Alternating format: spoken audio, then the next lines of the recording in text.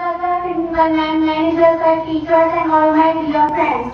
I want to introduce my teammates Arshi and Lim Shaka. आज मैं आपके सामने एक अत्यंत महत्वपूर्ण विषय पर अपने विचार प्रस्तुत करने के लिए खड़ी हूँ।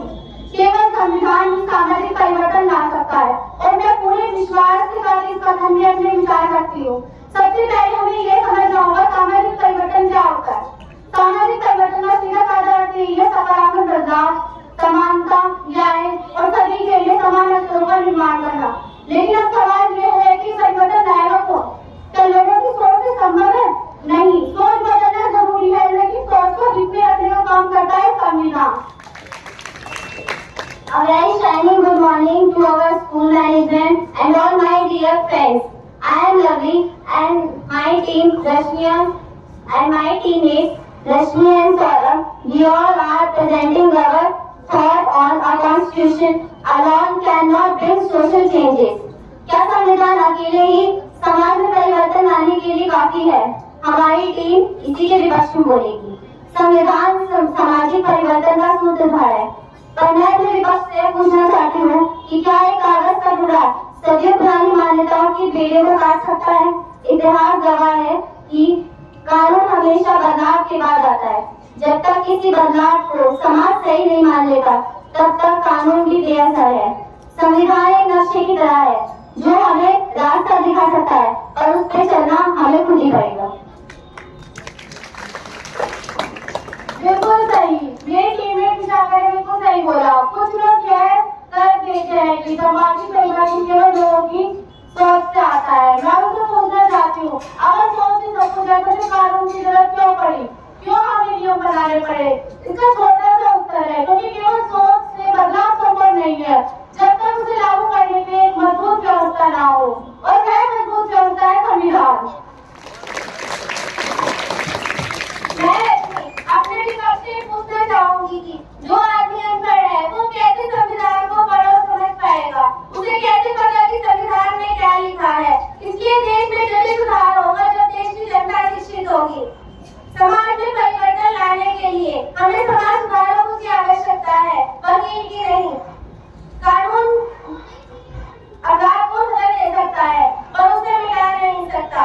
संविधान अगर अकेले ही बदलाव ला सकता तो आज हमें इतने अन्याय तरीके से कोई भी चीज देखने को नहीं मिलती। आज भी गरीब लोग बहुत से न्याय के लिए परेशान रहते हैं। उनकी बात सच होने के बावजूद उनकी बात को अनदेखा कर दिया जाता है।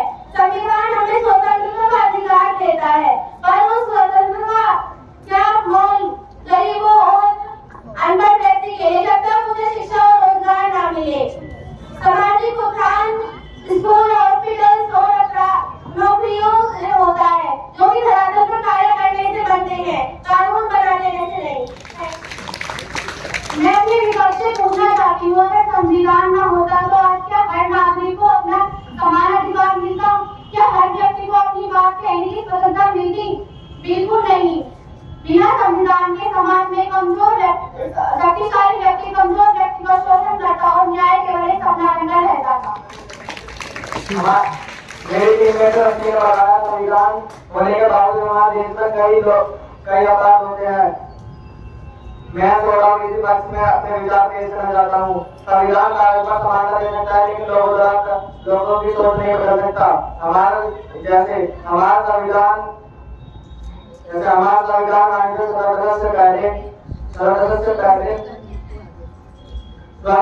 कर दिया था, लेकिन क्या आज ये पूरी तरह खत्म हुआ है? नहीं, ये आज भी है। कानून को अपराध दिया जा सकता है लेकिन लोगों द्वारा की शिक्षा ही उसे मिटा सकती है। संविधान एक राष्ट्र की आत्मा भी हो सकती है लेकिन राष्ट्र की आत्मा को कार्य करने के लिए सही आवश्यकता होती है। आज के कहना चाहूंगी, संविधान सिर्फ एक कानूनी किताब नहीं बल्कि यह हमारे सामाजिक परिवर्तन का एक स्रोत है। Thank you. अंत में मैं अपनी टीम की तरफ से कहना चाहूंगी कि संविधान एक इंजन की तरह है, पर जब पटरी टूटी है तो इंजन कितना भी पावरफुल क्यों ना हो, गाड़ी आगे नहीं बढ़ सकती। इसलिए हमारे समाज में सुधार तभी होगा जब लोगों की नीयत साफ होगी और शिक्षा का उजाला हर घर फैलेगा।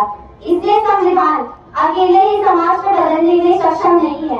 वह एक कलम की तरह है, लेकिन उससे कहानी हमें खुद ही लिखनी होगी। धन्यवाद।